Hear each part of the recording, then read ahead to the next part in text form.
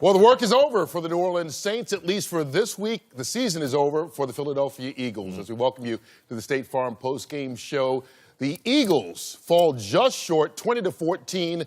The New Orleans Saints move on to the NFC Championship game. And, Jimmy, this is one where Philadelphia scored the first 14 and looked like they were going to run away with it, and then the Saints got themselves together. It's amazing what momentum will do in a ball game, and I credit Sean Payton for changing the momentum because you look at it, right off the bat, Philadelphia's got 14 points. They're going in for the third touchdown. Lattimore gets the interception. Sean Payton goes for it inside of his 35-yard line with the fake punt. And then, again, on the goal line, on the 2-yard line, rather than taking the field goal, he goes for it again, gets a touchdown. Then the Saints get into a roll. But I'm sorry, Kurt, no, but if you looked at the stat line the first half, this team was so evenly matched. It looked like, basically the same thing. But the second half, the Eagles just had so many miscues that they just could not overcome.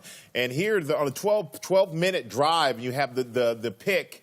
The drop pass right there. The drop pick. That was the opportunity to get off the field. Here, Tate is underthrown on the incompletion, which would have been a big play. And Aguilar just didn't turn around, not on the same page. Had he turned around, another big completion. And right here, just a lack of focus by Jeffrey. Ball goes through his hands for the pick, and that kind of sealed the game. But this was a different team in the second half. And I give the Saints a lot of credit for turning that momentum and keep pushing the second half. Didn't look good for them starting out. The 14 points, the biggest blown lead the Eagles have ever had in a playoff game, the biggest deficit the Saints have ever overcome in a playoff game. So Drew Brees now headed to his third NFC Championship game, 2 touchdown passes in this victory. All right, Greg Olsen with us, the tight end from the New Orleans Saints, from the Carolina Panthers. You've seen the Saints offense run like this before, and a day like Michael Thomas had today, you've witnessed from the other sideline. Yeah, in the pregame show, I think we got a really interesting insight into kind of the mentality of Michael Thomas, and I think it came out today. Jay focused on he considers himself a fighter. Fighters have their best days on the biggest stages, and from early in this game, you knew when the game was on the line, Drew Brees was looking for one place, and it came all to a head on that critical third down conversion, 3rd and long. He came out looking for Michael Thomas. 12 catches, 171 yards, and a touchdown in your biggest game thus far. This guy's pretty unique. And the last time these two teams got together, somehow he even topped today, 211 yards receiving the first time they played out against L.A. And, what can you say? When your best players play the biggest on the biggest stages, you can't ask for any more than that. Yeah, it's what you want. As Michael pointed out, the first half was almost identical statistically, and it was almost as if, the Saints sputtered down the stretch of the season, and they rested some players, and it took half for them to kind of warm up, and Drew Brees warmed up, and certainly Michael Thomas warmed up, and this defense, and you mentioned it, Greg, his ability to call plays based on having that kind of a defense, and they came through in the second half. It's an area in the football field that's very seldom attacked anymore, and that's that 20-yard deep end. I know it takes time, but it's there week in and week out. And thank God the Saints are one team not afraid to go at it, and quickly added 2009. Let's not forget Sean Payton. Why are we surprised? Remember, he opened the second half up against the Colts in Super Bowl. What? Onside kick. Right? This guy's a gambler. It will be a battle of Sean's. McVay against Payton. Jay Glazer just had a chance to talk to the Rams head coach.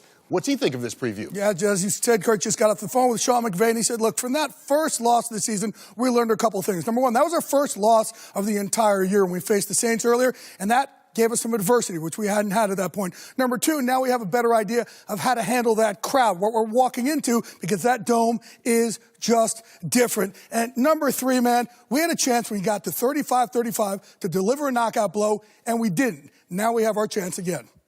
All right, so now we know who's playing in the NFC Championship game. I'll start with you, Jimmy. Well, it's a replay of the earlier game. They scored 45 points. They started out so slow today. They had all the miscues, the interception, delay of the game. Brees dropped a snap from center, dropped, on a drop back.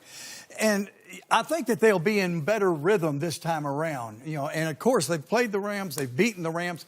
In that dome, they'll start much faster. Greg?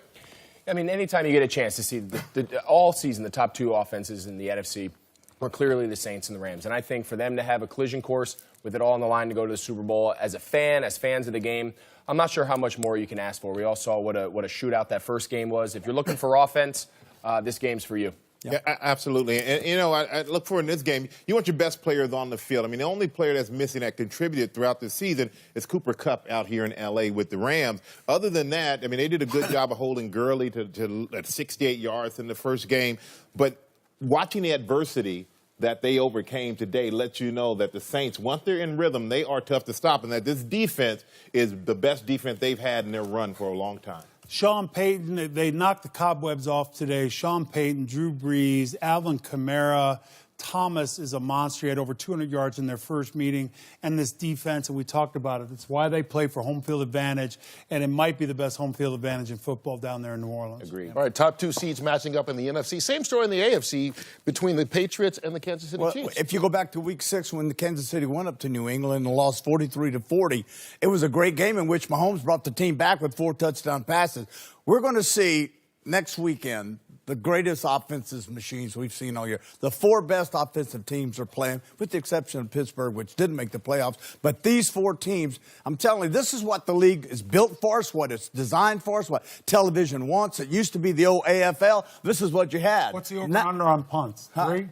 3? Oh, If that's that. way too much. This is the first time in the Super Bowl era, that the top 4 scoring offenses during the regular season all made it to the conference I was championship. going to say that. So it's not about defense. That's what you're Our saying. game will come your way. Next week, coverage starts at 1 o'clock Eastern. The championship of the NFC will be determined. The winner will go on to the Super Bowl.